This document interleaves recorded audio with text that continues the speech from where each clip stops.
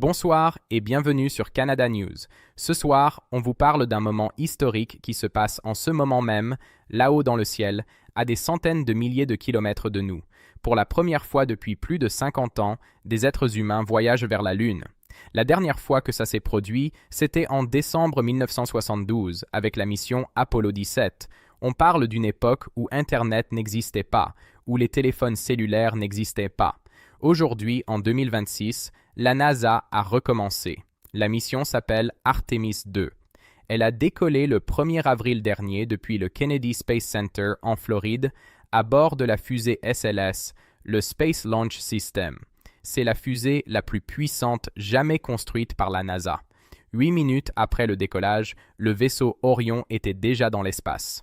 À bord, il y a 4 astronautes. Red Wiseman, le commandant de la mission, un vétéran de la marine américaine avec 27 ans de service. Victor Glover, le pilote, lui aussi aviateur naval avec des milliers d'heures de vol. Christina Koch, spécialiste de mission, qui détient déjà le record de la plus longue mission spatiale continue pour une femme. Et finalement, Jeremy Hansen, de l'Agence spatiale canadienne. Il sera le premier Canadien de l'histoire à orbiter autour de la Lune, une fierté immense pour tout le Canada. Aujourd'hui, on est au 5e jour de la mission et c'est une journée particulièrement importante. Ce matin, l'équipage a testé leurs combinaisons de survie, les combinaisons orange iconiques qu'on les a vues porter au décollage. Ces combinaisons s'appellent les OCSS, Orion Crew Survival System. Elles sont conçues pour protéger l'équipage si le vaisseau perd sa pression en plein vol. Elles peuvent fournir de l'air respirable pendant 6 jours complets. Les astronautes ont pratiqué à les enfiler rapidement, à s'installer dans leur siège avec, et même à manger et boire à travers un port spécial sur le casque. Et bonne nouvelle côté navigation, le vaisseau Orion est sur une trajectoire tellement précise que la NASA a annulé les 2 premières corrections de trajectoire qui étaient prévues. Le vaisseau n'en avait tout simplement pas besoin. Le directeur de vol, Rick Enfling, a confirmé que c'est une trajectoire parfaite. Le grand moment de cette mission, c'est aujourd'hui même, le survol de la Lune. L'équipage va passer au plus proche de la surface lunaire et photographier la Lune en haute résolution, incluant la face cachée, cette face que les humains n'ont jamais pu observer directement depuis l'espace.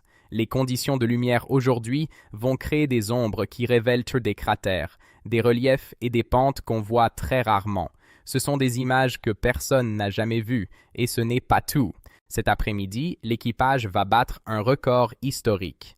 Ils vont dépasser la distance maximale jamais atteinte par des êtres humains depuis la Terre, un record qui appartenait à la mission Apollo 13 à plus de 400 000 km. Artemis 2 va aller encore plus loin. Ces 4 astronautes vont devenir les humains les plus éloignés de la Terre dans toute l'histoire de l'humanité. Jeremy Hansen sera là pour ce moment. Pensez-y. Certains pourraient se demander pourquoi on devrait s'intéresser à ça ici au Canada. La réponse est simple. Chaque mission spatiale produit des technologies qui améliorent notre vie quotidienne. Les cellulaires, les batteries modernes, certains équipements médicaux, tout ça vient en partie de la recherche spatiale. À bord d'Artemis 2, il y a des expériences scientifiques en cours. Une montre intelligente qui surveille la santé des astronautes en temps réel dans l'espace profond. Des dispositifs qui étudient les effets des radiations sur les organes humains. Ce qu'on apprend là-haut va directement servir la médecine ici, sur Terre. Il y a des risques aussi, soyons honnêtes. Le plus grand, c'est les radiations. En dehors de l'orbite terrestre, les astronautes perdent la protection magnétique de la Terre contre les rayons cosmiques. Il y a un abri anti-radiation à bord et un système d'alarme en temps réel. Et au retour prévu le 8 avril, le vaisseau va rentrer dans l'atmosphère à plus de 40 000 km/h, avec des températures sur le bouclier thermique proches de 2700 degrés Celsius, soit la moitié de la température de la surface du Soleil. Après Artemis 2, la suite c'est Artemis 3 en 2027, qui va tester les atterrisseurs lunaires de SpaceX et Blue Origin. Puis Artemis 4 en 2028 sera la première mission à retourner physiquement sur la surface de la Lune depuis 1972. Et à long terme, l'objectif final de tout ce programme, c'est Mars. Ce soir, pendant qu'on se parle, 4 astronautes survolent peut-être déjà la Lune. Ils vont plus loin que n'importe quel être humain avant eux dans toute l'histoire. Un Canadien est parmi eux. C'est notre moment aussi. Merci de regarder Canada News. Si cette vidéo vous a appris quelque chose, abonnez-vous et activez la cloche pour ne manquer aucune actualité importante. Laissez un commentaire, qu'est-ce que vous pensez de la mission Artemis 2? À demain pour une nouvelle édition. Bonne soirée. L'espace, un domaine fascinant où les Canadiens brillent.